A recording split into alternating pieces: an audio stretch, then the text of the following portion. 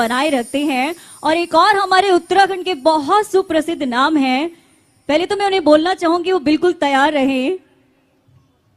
हमारे मालपा दांडा और कारगिल बॉर्डर मां से हमारी पुरानी संस्कृति के सच्चे कलाकार, जो गीतों से हमारे पलायन और बेरोजगारी के जो दर्द को अपने गीतों में भर देते हैं, हमारे उत्तराखंड के बहुत ही पुराने सुप्रसिद्ध नाम, जिन्होंने हमारी संस्कृति को रखा है संभाल, हमारे फकीरा चंद चिन्याल, आपकी जोरदार तालियों के बीच।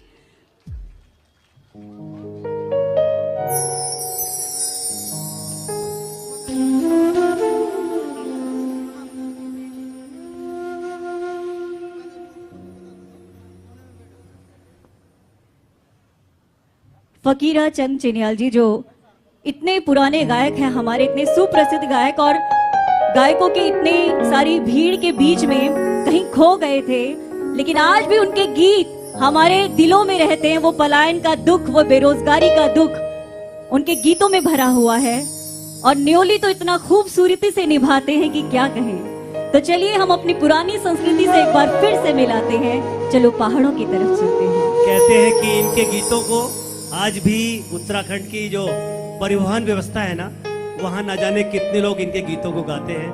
मैं चाहता हूँ जोरदार तालियां हो। ये उस वक्त के गायक हैं जब सिर्फ ऑडियो हुआ करती थी। इन्होंने सिगरेट के डिब्बी पर लिखे हुए गीतों को अपने सुर देकर उनको उड़ान दी है। तो जोरदार तालियां आपकी ओर से हो। लीजिए ये बेहतरीन सा गायक।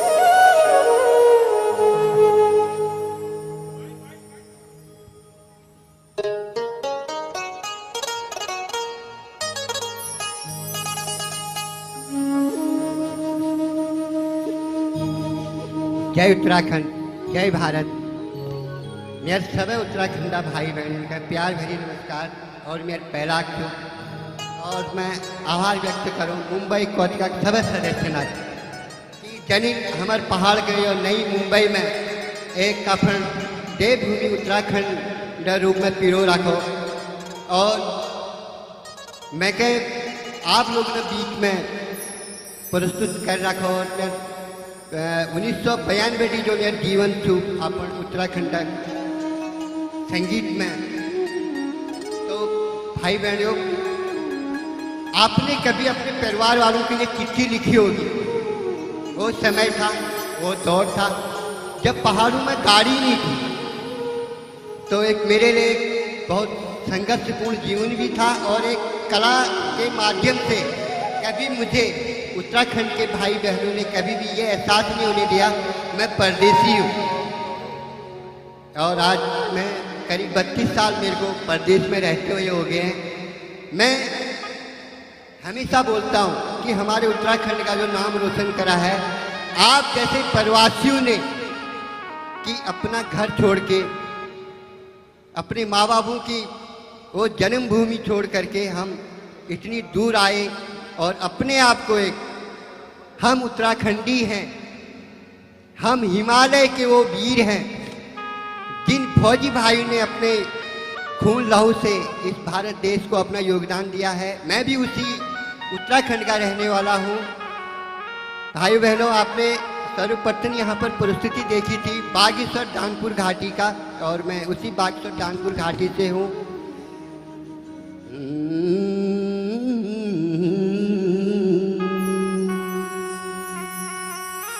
कहना होया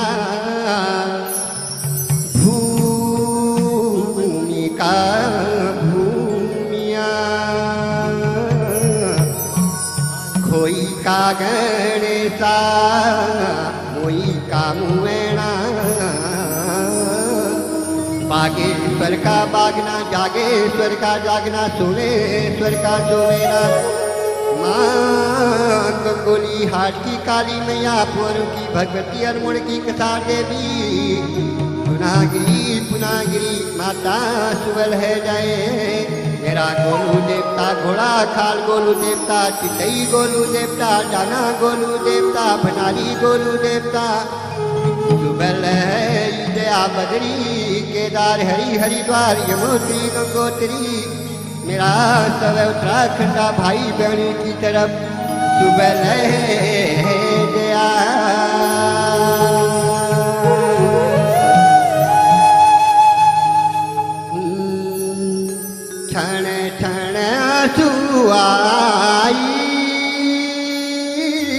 सुआ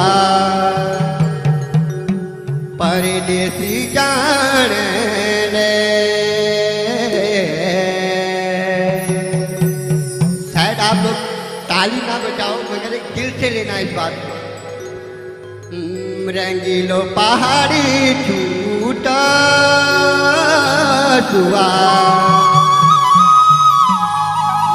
की रोटी कारण ले।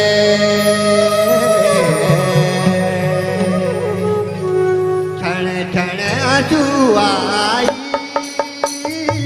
सुआ परदेसी जान ले। रंगीलो पहाड़ी छूटा सुआ की रोटी कारण ले। रंगीलो पहाड़ी छूटा सुआ की रोटी कारण ले।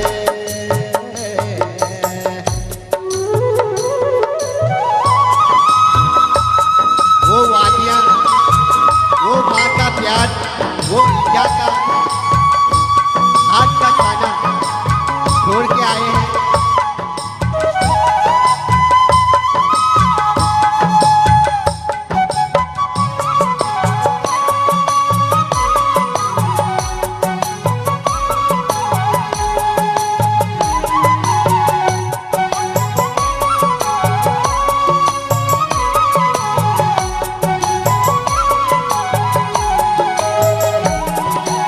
हरे देशा मुलुक सुआ होला में बिना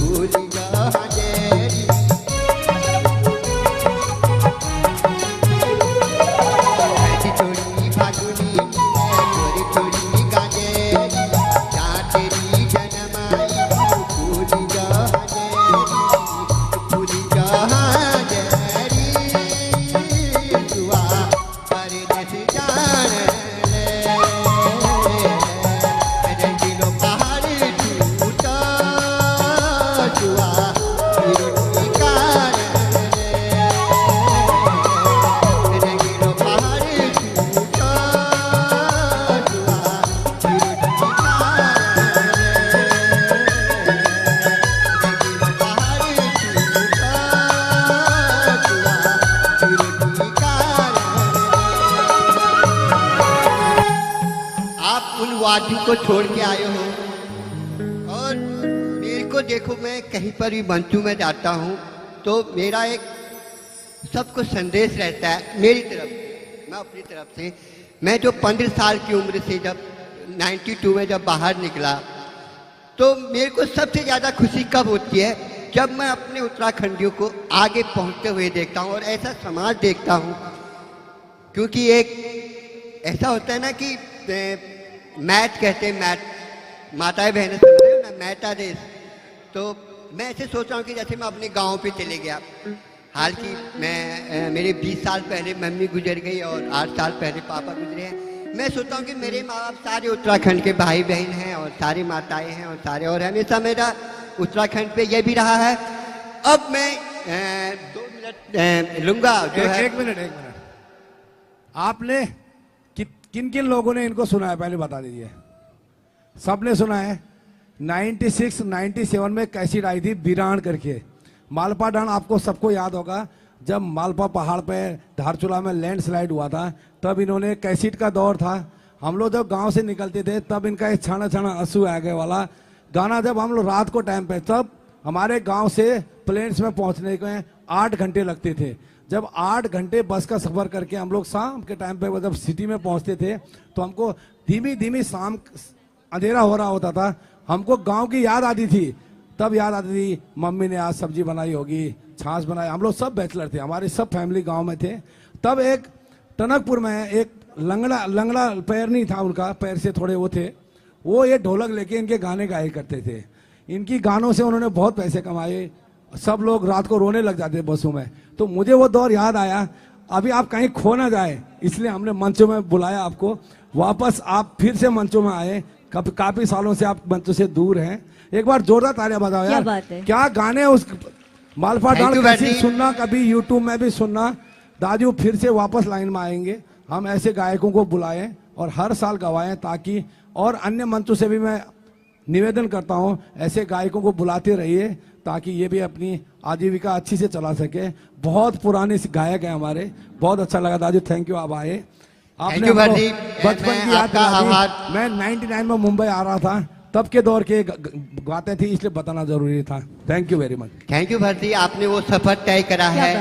आपने 92 से अपना जो प्रदेश का जो सफर है वो तय करा है। आज मुंबई जैसे शहर में एक इतना बड़ा आयोजन करना एक यज्ञ से बड़ा होता है, क्योंकि समाज को एक जोड़ना एक यज्ञ से बड़ा है, भागवत से बड़ा है। खिला पिला करके बड़ा नहीं होता आदमी। तो मेरे को भर्ती से मैं बहुत सालों से सोशल मीडिया से जुड़ा हूँ। मैं हाल की मैं आपको बता रहा हूँ, मैं चिट्ठी के दौर को मैंने देखा है और आज का जो दौर है सोशल मीडिया का दौर है। छोटी छोटी कोशिशें हैं मेरी, मैं हमेशा उत्तराखंड के लिए करते रहूँगा। आप लोगों का प्यार मेरे लिए बने रहे। चलिए, ये हमारी दुख सुख की कहानी है। वो तो पहाड़ का एक रंगीला, जिसको कहते हैं ना पहाड़ मेरो रंगीलो छू, तो एक नहीं, ये कहानी फिर दोहराई जानी चाहिए और वो पुरानी यादें, वो पुरानी संस्कृति फिर से वापस आनी चाहिए। बहुत सारे लोग हैं जो उन गानों को तरसते हैं जो उस जमाने में हमने सुने थे। नेगीदा के गीत, आपके गीत, पलायन के गीत, बेरोजगारी के गीत, जिस तरह से आप गाते थे वो भावनाएं उतर के आ जाती थी गीतों में। एक बार जोरदार तालियां इनके लिए। ये वो सूर्य हैं जो पीछे से रोशनी देते हैं हमारे नए चिरागों को आगे आने के लिए। वो सद्भावना देते हैं, वो सादगी देते हैं और सबसे बड़ी इनकी पहचान इनकी सादगी है। एक इंसान की पहचान, एक सच्चे कलाकार की, हम जिनको लेजेंडरी कहते हैं ना, सॉरी ये बहुत गलत बात है, तो उनकी पहचान उनके दिल की भावनाओं से होती है। इनके चेहरे में वो भावना झलकती है, एक कलाकार की सच्ची भावना, जिसकी जिंदगी की जद्दोजहद, सारा संघर्ष सिर्फ और सिर्फ उसके वजूद की पहचान को बनाने में, जो कल भी मेहनत करता था और आज भी मेहनत करता है और आगे भी मेहनत करके अपनी पुरानी संस्कृति को जिंदा रखना चाहता है। ये सिर्फ हमारे उत्तराखंड की ही शान बान नहीं है।